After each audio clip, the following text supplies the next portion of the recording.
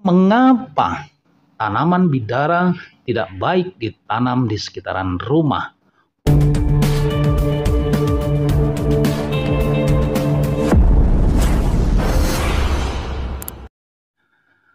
Assalamualaikum warahmatullahi wabarakatuh. Salam sejahtera bagi kita semuanya. Salam Swastiastu, Namo Buddhaya. Salam kebajikan, Sampurasun, Rahayu, Rahayu, Rahayu. Teman-teman semuanya, apa kabar? Mudah-mudahan dalam keadaan sehat walafiat. Pada kesempatan kali ini saya akan berbagi tentang 3 tanaman yang sangat populer namun tidak baik ditanam di sekitaran rumah. Bahkan para orang tua kita dulu melarang menanamnya 3 tanaman ini di depan rumah. Namun sebelum teman-teman menyimak video ini sampai selesai, bagi teman-teman yang belum melakukan subscribe, silakan tekan tombol subscribe-nya, tekan tombol loncengnya, dipilih untuk semua, di like dan berikan tanggapan untuk video ini, selanjutnya kalian share. Dan saya doakan teman-teman semuanya dalam keadaan sehat walafiat, dimudahkan segala urusannya, dilancarkan rezekinya, dan insya Allah mendapatkan uang tak terduga 100 miliar rupiah. Amin ya robbal alamin. Seperti yang kita ketahui bahwasanya menanam pohon di sekitaran rumah memberikan banyak manfaat, memberikan pemandangan yang indah. Manfaat tersebut adalah seperti udaranya segar, keteduhan, dan nilai estetika. Namun, tidak semua tanaman cocok ditanam di pekarangan rumah kita. Beberapa pohon justru dipercaya membawa dampak negatif, baik secara fisik, spiritual, maupun sosial. Penasaran kan? Seharusnya sih tanaman sih baik-baik saja bila ditanam di depan rumah. Tapi kita simak terus ya teman-teman, supaya kita tidak gagal paham. Oke, berikut ini adalah 3 tanaman populer yang sebaiknya tidak ditanam di sekitaran rumah dengan alasan ilmiah, spiritual, dan praktis. Untuk yang pertama adalah pohon pepaya. Nah, kalian langsung berpikir ya, pohon pepaya itu sangat bermanfaat, bahkan dengan buahnya itu kita bisa berbagi. Betul sekali kalau teman-teman berpikir seperti itu. Namun ada alasan secara praktis ya teman-teman ya. Akar pepaya itu tidak terlalu kuat, namun bisa tumbuh menyebar dan dapat merusak pondasi atau saluran air di sekitaran rumah kalian. Pohon pepaya pun mudah lapuk dan mudah roboh, apalagi kena angin yang kencang. Karena batangnya itu lunak dan berair. Unsur kayunya itu sangat lemah sekali. Dan berikutnya alasannya apa lagi sih? Kok pohon pepaya itu tidak baik ditanam di sekitaran rumah, apalagi di depan rumah? Yaitu alasan lingkungan, teman-teman. Buah pepaya yang jatuh dan membusuk dapat mengundang serangga, semut, bahkan tikus atau kelelawar.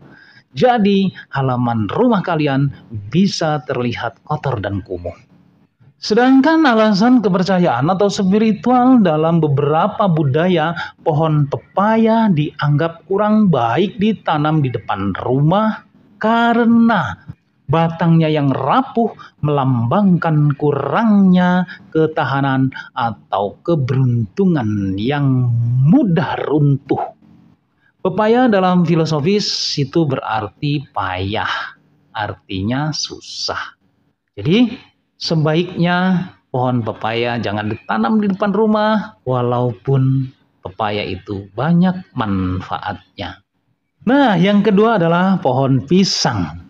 Pohon pisang itu enak sekali teman-teman ya, apalagi yang buahnya yang sudah matang. Itu kalau dimakan atau digoreng menjadikan makanan yang sangat lezat. Namun ada alasan praktis yang membuat pohon pisang tidak baik ditanam di sekitaran rumah atau di depan rumah. Pisang menyukai tempat yang lembab dan akarnya bisa menciptakan genangan air atau memperburuk drainase. Pohon pisang juga mudah tumbuh liar dan membuat halaman terlihat kumuh jika tidak dirawat.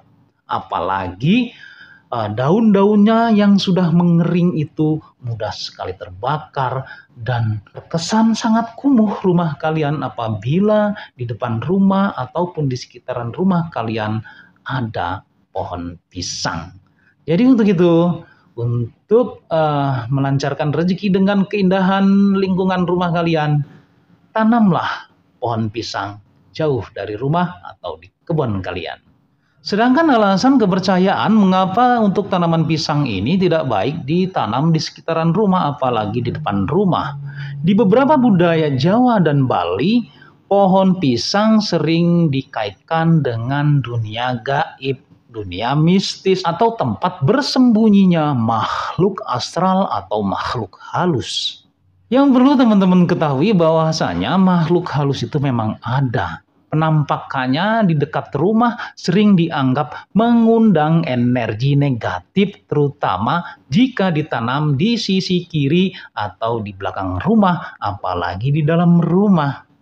Nah, dengan adanya makhluk halus, apalagi makhluk halus yang jahat yang ada di sekitaran kalian, di rumah kalian, itu akan mengganggu kenyamanan diri kalian dan penghuni rumah kalian.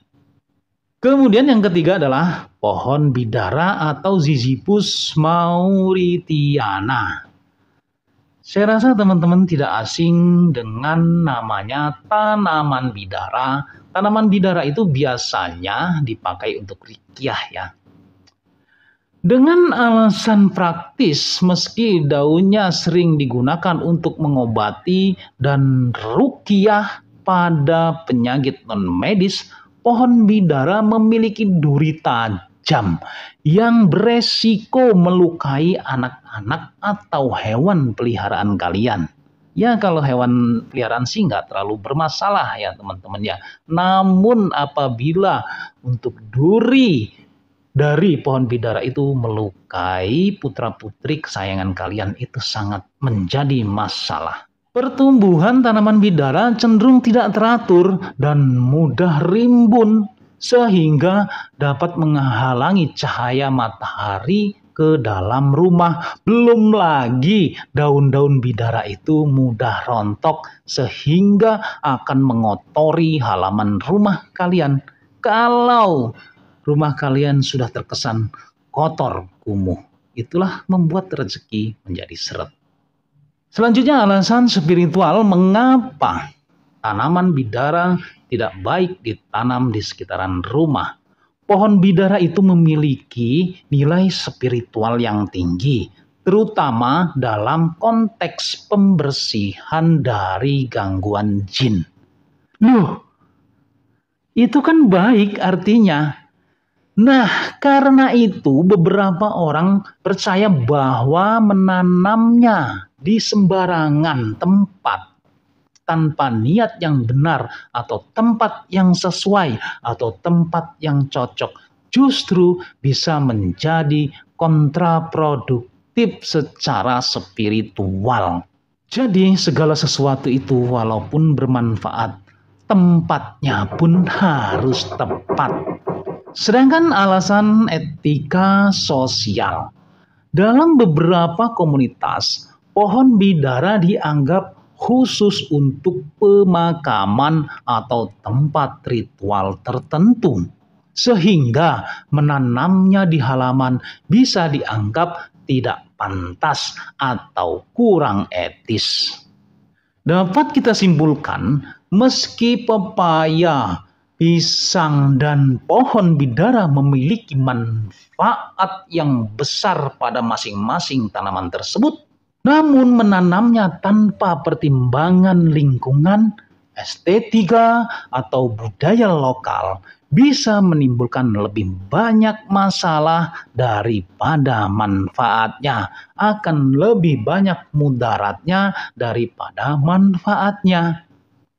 Menanam pepohonan adalah tindakan positif, Tetapi kebijaksanaan dalam memilih lokasi atau tempat dan jenis tanaman sangat penting untuk menjaga harmoni lingkungan dan kehidupan rumah tangga.